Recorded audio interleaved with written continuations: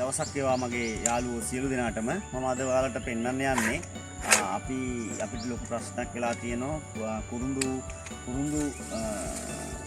පොඩි ප්‍රමාණයක් තියෙන ගොවියෝ එහෙම නැත්නම් අපේ තේ කෑල්ල වටේ හිටවල කුරුඳු තියෙන්න පුළුවන් ඒ අයට ගැටලුවක් තියෙනවා මේ පොඩි ප්‍රමාණය තලාගන්නේ කොහොමද එහෙම නැත්නම් මේ කුරුඳු පොඩි ප්‍රමාණය අපිට ලැබෙද්දී කවුරු හරි ධම්මවල දැලුවොත් අපිට එකෙන් භාගයක් වගේ පොඩි මුදල් ප්‍රමාණයක් අපිට ලැබෙන්නේ. නමුත් අපිට 100%ක්ම මේ ලාභය ගන්න පුළුවන් ක්‍රමයක් ගැන තමයි අද මම කියන්න බලාපොරොත්තු වෙන්නේ. ඔයාලට අපිට කුරුඳු කපන්න කැත්තක්ම ඕන කියලා සම්ප්‍රදායික ක්‍රමයක් තියෙනවා. මේ ක්‍රමේදී කුරුඳු කපන්න කැත්තක්ම අවශ්‍ය නැහැ. එහි වෙනුවට අපිට ගන්න පුළුවන් උපකරණයක් තියෙනවා. මේ තියෙන්නේ ඔයාලා දන්න කියන මේ උපකරණයක් ආයුධයක් මේ කියතක් මේක අතින් මේ පාවිච්චි කපන්න පුළුවන් කියතක් මේ කියත භාවිතා කරලා අපිට පුළුවන් ඊටමත් තියුණු කැපුමකින් යුක්තව ගහට හානියක් නැතුව කුරුඳු ගහ කපා ගන්න. මම අද මේකේදී කියන්න බලාපොරොත්තු වෙනවා ඔයාලට කුරුඳු ගහ කපලා මේ ගහ හරියාකාර සුද්ධ කරලා ඒ ගහ තලලා ඊට පස්සේ මේ ගහෙන් කොහොමද අපි මේකේ පොත් ඉවත් කරගන්නේ ඒ සියලුම දේවල් අද කියන්න බලාපොරොත්තු වෙන නිසා මේ වීඩියෝ අවසන් වෙනතුරු සියලු දෙනාම බලන්න කියලා මම ආරාධනා කරනවා. හොඳයි එහෙනම් අපි බලමු කොහොමද මෙන්න මේ ආයුධය භාවිතා කරලා මෙන්න මේ උපකරණය භාවිතා කරලා කුරුඳු ගහ කපන්නේ. බලන්න මේ කුරුඳු පඳුර මේකේ මේ ගියවර කපලා ඉදෙච්ච මේ හොඳට පැල ටිකක් හැදිලා තියෙන මේ පැල වලට හානි වෙන්නත් බෑ. කැපුම අපේ ඊටම සාර්ථක වෙන්න ඕනේ.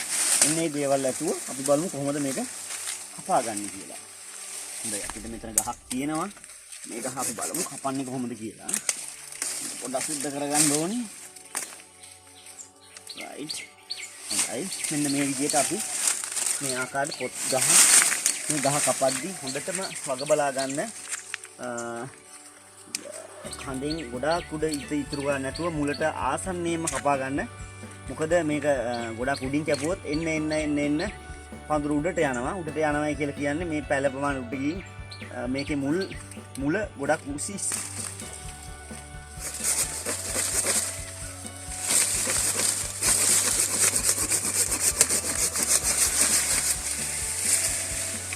හොඳයි අනිත් පැල වලට කිසිම හානියක් වුන්නේ නැහැ. මුල ගොඩක් ඩැමේජ් වුන්නේ නැහැ. ඒක නිසා ඒකේ පඳුර වෙන්න හැකියාව ගොඩක් වැඩි. මේක බලන්න මේ තියෙන මම කපාගත්ත ගහේ මෙන්න මේ අතු මෙන්න මේ විදිහට ඉවත් කරලා තියෙනවා. මේ අතු ඉවත් කරද්දී මේ කඳට හානි වෙන්න බෑ. ඒ නිසා බලන්න මේ විදිහට කඳට හානි වෙන්නේ නැති වෙන්න අපි ඉවත් කරගන්න. ඔයාලා වග බලා ගන්න ඕනේ. ඒ ආකාරයට මේ සියලුම අතු ඉවත් කිරීම කරගන්න. right. හොඳයි බලමු මෙතෙන්ට කපන් ආවා අපි අර ශේෂ්ත්‍රයේ තිබිච්ච ගහ කපන් ආවා දැන්. හොඳයි මේ අපි ඒ කපන් ආපු ගස් කෑල්ල ගස් ටික මේ තියෙන මේ අපි කපන් ආපු කුරුඳු ගස් ටික මෙන්න මෙවින් ගහක් මම තෝරලා ගත්තා ඔයාලට පෙන්නන්න. මේ ගහේ අපිට මෙන්න මේ උපකරණයෙන් තමයි මේ උඩ පොත්ත අරගන්න වෙන්නේ. ඒ සඳහා භාවිතා කරන්න පුළුවන් මේ උපකරණය. බලන්න මේකෙන් මෙන්න මේ විදිහට සූරලා අපිට මේ පොත්ත ඉවත් කර ගැනීම සිද්ධ වෙනවා. මේක ඉවත් කරනකොට කොළ පාට ඉතුරු වෙන සුද්ධ කරන්න එපා. ඔයාලා ඒ ගැන වග බලා ගන්න ඕනේ. ඒක සුද්ධ කරගන්න. එහෙම නැත්නම් මේකේ සෙවල ගතිය වගේ ඉතුරු වෙනවා. ඒක ක්වොලිටි හොඳ ගුණාත්මක භාවයෙන් යුක්ත කුරුඳු පොත්තක් ලැබෙන්නේ නැහැ අපිට. ඒ නිසා ඒක හොඳ හැටි වග බලා ගන්න. බලන්න මේකේ මම මෙන්න මේ සුද්ධ කරගත්ත ගහ දැන් මේකේ හොඳටම සුද්ධ කරලා තියෙන්නේ. ඔයාලත් වග බලා ගන්න ඕන මෙන්න මේ විදිහේ ගැට තියෙනවා නම් අතු ආපු තැන් මේක හොඳට පෑහලා සුද්ධ කරගන්න. මේ බලන්න මේ අතු හොඳ ගැට මේව පෑහලා තියෙන්නේ. මේ විදිහට හොඳට මෙන්න මේ විදිහට හොඳට සුද්ධ කරලා මේක පොත්ත උඩ පොත්ත සම්පූර්ණ අරලා තියෙන්නේ. බලන්න මේ හරි බලමු අපි මේක තලාගන්නේ කොහොමද කියලා. මෙන්න මේ උපකරණය බලන්න මගේ යාළුවනේ. මේකට කියන්නේ අපි සාමාන්‍යයෙන් මේ අපේ දකුණු පළාතේ මේක කොකැත්ත කියලා කියන්නේ. මේ උපකරණයෙන් කරගත්ත කාර්යය අවසానයි. අපි ඊළඟට බලමු. මට ඊළඟට උමනා වෙනවා මෙන්න මේ උපකරණය. මේකට අපි කියන්නේ පිත්තල පොල්ල කියලා. මේක තනි පිත්තලෙන් හදලා තියෙන යම් කිසි ලොකු බරක් තියෙනවා.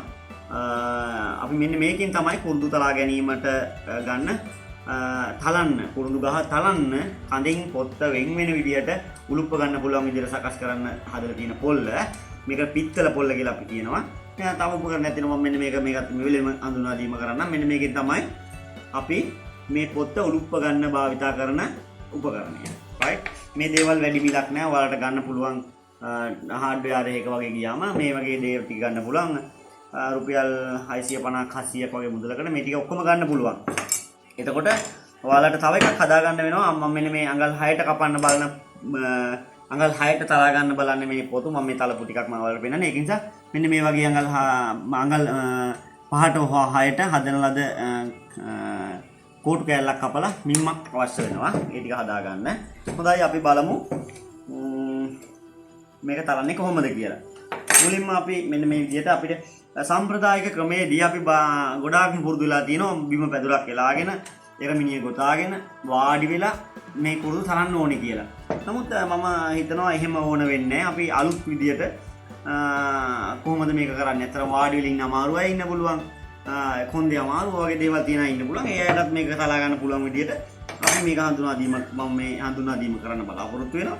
මෙන්න මේ පොල්ල අරගෙන මේ පිත්තල පොල්ල ඒකෙන් අපි මේ අල්ලන්නේ මෙන්න මේ ආකාරයට ඇඟ පැත්තට තමයි වැඩි කොටස තියන්නේ. වැඩි කොටස තියලා මෙන්න මේ විදිහට මේ සුටින් තියා ගන්න පුළුවන්. බලන්න අපි මේක අතේ තියාගෙන ගොඩක් මහන්සි වෙන්න ඕනේ නැහැ. මෙන්න මේ ආකාරයට අපි මේක අරගෙන මෙන්න මෙහෙම තැලීමට ලක් කරන්න ඕන.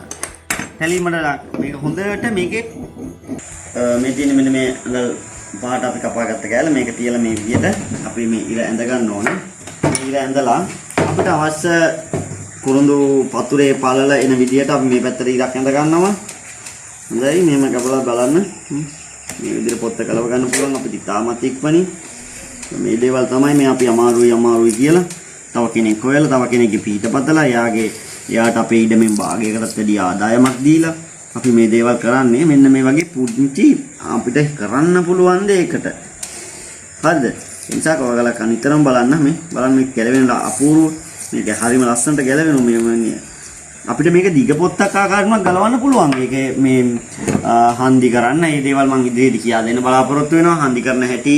නමුත් අද මම මෙතෙන්දී බලාපොරොත්තු වෙන්නේ හන්දි කරන්න නෙමෙයි අපිට කුඩා ප්‍රමාණයේ පොතු කපලා මොකද්ද කරන්න කියලා. දැන් ඔයාලා යම් කිසි කෙනෙකුට පුළුවන් නම් මෙන්න මේ විදිහට පොතු හදලා මේක වේලුණාට පස්සේ අතන මෙන්න මේ විදිහට එනවා. මෙන්න මේ වගේ කුඩා ප්‍රමාණයේ රෝල් වෙලා මේක නැත්තම් ඇකුළුණු කුරුඳු කෑල්ලක් අපිට අවසානයේ මේක වේලනකොට ලැබෙන්නේ.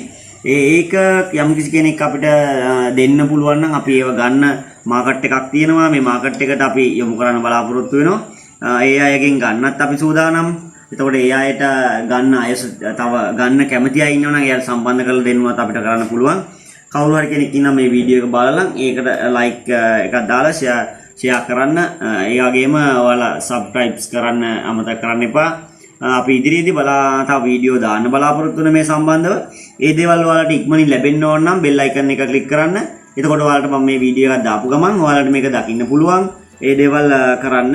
එතකොට අපි ඉදිරියට මේ ටික කරගෙන යන බලාපොරොත්තු වෙන ඔයාලත් එක්ක කුරුඳු කොහොමද අපි මෙන්න මේ අතරමැදියෙකුට අපේ ඉඩමෙන් ලැබෙන ලාභයෙන් විශාල ප්‍රමාණයක් දීලා අපිට ඇත්තටම ලාභයක් නැති ගන්න මුදලයි අපි කුරුඳු ටික විකුණන්න කුරුඳු කඩේට ගියාට පස්සේ අපිට ඇත්තටම අපිට ඉතුරු වෙන බොහොම සුළු ප්‍රමාණයක් අපේ ඉඩම අපේ ගස් ටික අපි පොර දැම්මේ අපි නෙළුවේ මේ දේවල් ඔක්කොම කරලා අන්තිමට පෙටි කෙනෙක් ඇවිල්ලා භාගයක් කරන් යනවා.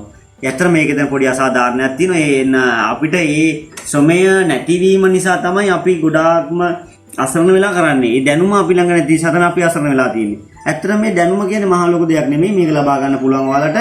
මම ඉදිරියේදී ඔයාලට කරන්න බලාපොරොත්තු වෙන වීඩියෝ එක මම දැන් පොඩි දෙයක් කියන්නම්.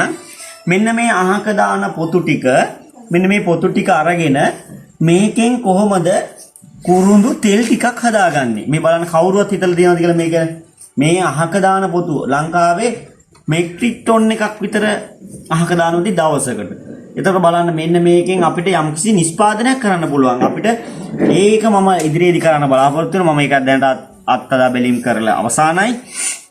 මේකෙන් කොහොමද අපි කුරුඳු තෙල් ටිකක් හිඳගන්නේ? මේ අහක දාන පොත්ත මොන වගේද මේක තැම්බෙනකොට? මේ දේවල් මම ගොඩක් ඉදිරියට කරන්න බලාපොරොත්තු වෙනවා. ඔයාලත් මේ සියලුම දේවල් මගෙත් එක්ක බෙදා ගන්න, මගේ දැනුම ගන්න. මම ඔයාලට දන්න දේවල් මට කියන්න, කමෙන්ට් කරන්න, ඒ දේවල් කරන්න.